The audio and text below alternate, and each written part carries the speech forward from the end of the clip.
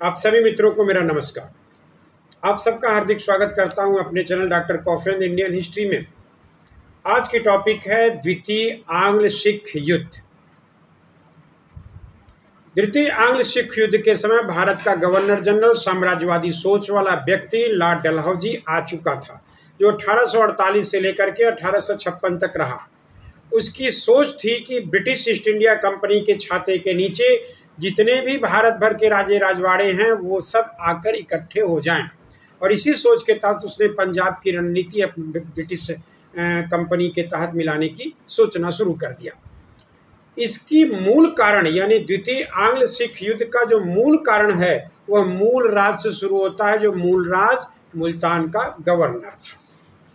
इसी मूल राज पर डलहौजी ने 20 लाख रुपए नजराने की मांग की और ये भी कहा कि वह मुल्तान प्रांत की जनता पर 33% टैक्स बढ़ाकर इसकी पूर्ति कर ले। चूंकि मूल राज नेक इंसान था, वह नहीं चाहता था अपनी जनता पर टैक्स बढ़ाना। उसने 20 लाख रुपए देने और जनता पर टैक्स बढ़ाने दोनों से इनकार कर दिया। फलस्वरूप मूल राज ने अपना पद छोड़ दिया। ऐसे में अंग्रेजों ने 30,000 रुपये वार्षिक वेतन पर काहन सिंह को नया गवर्नर बनाया। चूंकि काहन सिंह को वहां की जनता पसंद नहीं करती थी और विद्रोह लाजमी था, ऐसे में मुल्तान की जनता ने मूल राज के नेतृत्व में विद्रोह की पृष्ठभूमि बना दी और यहीं से शुरू हो गया द्वितीय आंग्ल सिख युद्ध, जिसका समय 1848 से 1849। डलहौजी ने पूरे पंजाब के विद्रोह को देखते हुए सिखों के विरुद्ध जो युद्ध की घोषणा की, उसमें 3 महत्वपूर्ण, पहला रामनगर का युद्ध जो 22 नवंबर 1848 को लड़ा गया और यह अनिर्णायक रहा। उसके बाद चिलियावाला युद्ध 13 जनवरी 1849 को रहा। यह भी अनिर्णायक रहा, लेकिन चिलियावाला युद्ध में सिख नेता शेर सिंह और अंग्रेज सैनिक कमांडर गफ के बीच युद्ध हुआ। चूंकि चिलियावाला युद्ध जिसमें निर्णय तो नहीं निकल पाया, लेकिन गफ ने कहा कि मैं विजयी रहा, यानी अंग्रेज विजयी रहे। हालांकि उसकी यह खोखला दावा डलहौजी ने यह कहते हुए खारिज कर दिया कि हमने भारी खर्च उठाकर एक ऐसी विजय प्राप्त की जो पराजय के बराबर है।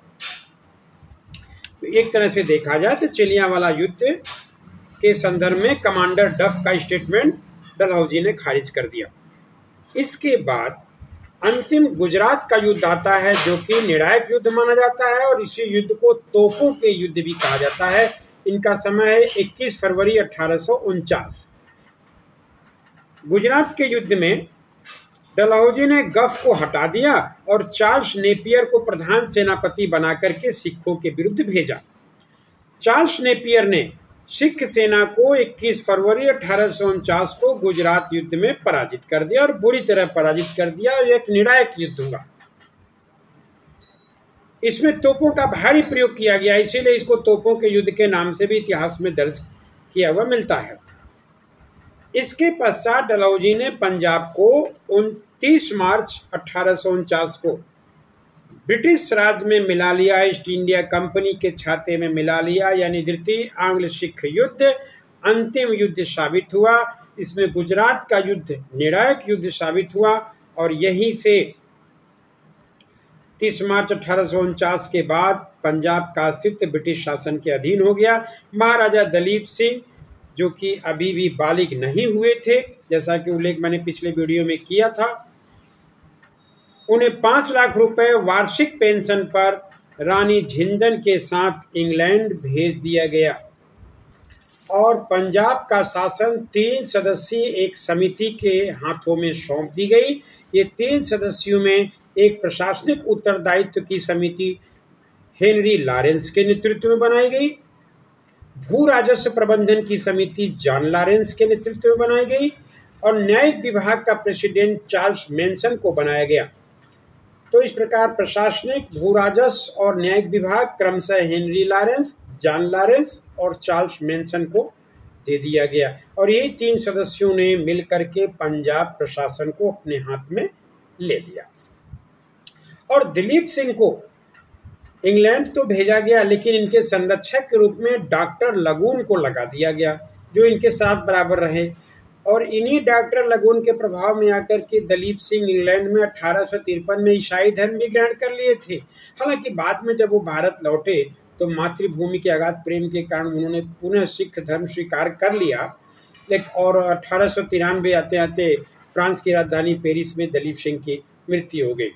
तो दलीप सिंह से ही कोहिनूर हीरा लाल डलहौजी ने पाया था, जिसे बाद में ब्रिटिश सरकार को भेज दिया। और ब्रिटिश सरकार में आज भी यह बकिंघम पैलेस में रखा हुआ है। तो इस तरह से देखा जाए, द्वितीय आंग्ल सिख युद्ध लॉर्ड डलहौजी के समय में संपन्न हुआ। यह अंतिम युद्ध साबित हुआ। डलहौजी ने पंजाब राज्य का विलय कर लिया, दलीप सिंह को इंग्लैंड भेज दिया, डॉक्टर लगून को संरक्षक बना दिया, राजमाता झिंदन को भी उनके साथ भेज दिया। और इस प्रकार से पंजाब राज्य ब्रिटिश छतरी के नीचे आ गया। पंजाब राज्य का जो रणजीत सिंह ने संगठित कर एक मजबूत ढांचा बनाया था प्रशासनिक नेतृत्व के दे करके, उसे तीन प्रशासकों के समितियों के अधीन करते हुए ब्रिटिश ईस्ट इंडिया कंपनी के अधीन लाकर खड़ा कर दिया। इसी के साथ अपनी यह बात समाप्त करता हूँ। धन्यवाद। जय हिंद, जय भारत, नमस्कार।